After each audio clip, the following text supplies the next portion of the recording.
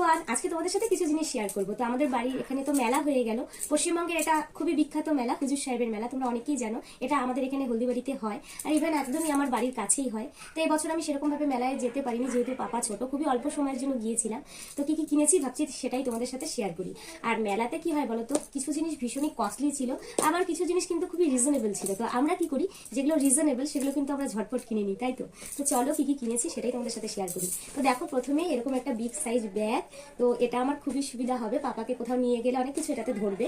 এটার দাম পড়েছে মাত্র 100 টাকা। তো এটা আমার কাছে খুবই রিজনেবল লাগলো। তো দেখো কেমন হয়েছে জানিও। এই দেখো। আর দেখো, নিয়েছি হচ্ছে দুটো বালিশের কভার। এই দুটো আমার আজকে কাঁচাও হয়ে গেছে, বালিশে পরাবো দেখে।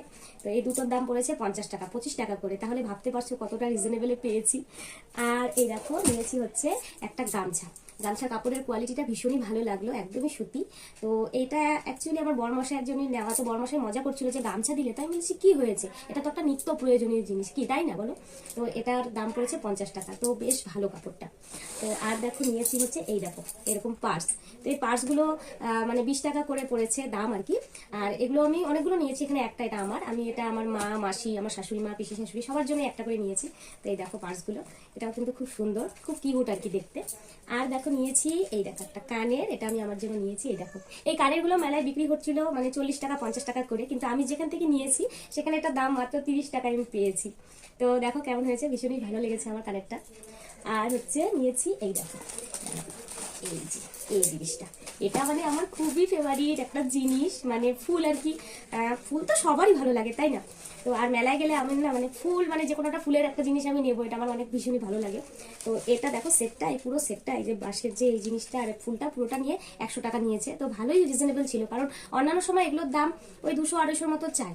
তো সেই অনুযায়ী এটার দামটা অনেকটাই কম ছিল। আর দেখো কালারটা কিন্তু ভীষণই মিষ্টি, ভীষণই ভালো লেগেছে এটা আমার। তো এটা আমি দেওয়ালে রাখবো আর কি, সেই জন্যই নেওয়া। আর দেখো, আর এই তো নিয়েছি, এই দেখো এখানে মানে 4টা ক্লিপ ছিল 20 টাকা, 5 টাকা করে একটা দাম পড়েছে। একটা অলরেডি আমি চুলে বেঁধে নিয়েছি। এগুলো তো খুবই প্রয়োজনীয় জিনিস। হ্যাঁ, আর একটা প্রদীপ কিনেছি ঠাকুর ঘরের জন্য, ওটা আমি শাশুড়ি মাকে আর কি দিয়ে দিয়েছি। তো এই আর কি আমার কেনাকাটা। তো তোমাদের সাথে শেয়ার করলাম, কেমন লাগলো অবশ্যই জানিও। হ্যাঁ, আর আমার পাপার জন্য তো প্রচুর মানে যারা যারা এসেছে, অনেকেই আত্মীয় স্বজন এসেছিল, সবাই মানে ওকে খেলনা দিয়ে ভর্তি। ওর খেলনা তো বাড়িঘর একদম ভরে গেছে, সেগুলো একদিন আমাদের সাথে শেয়ার করবো।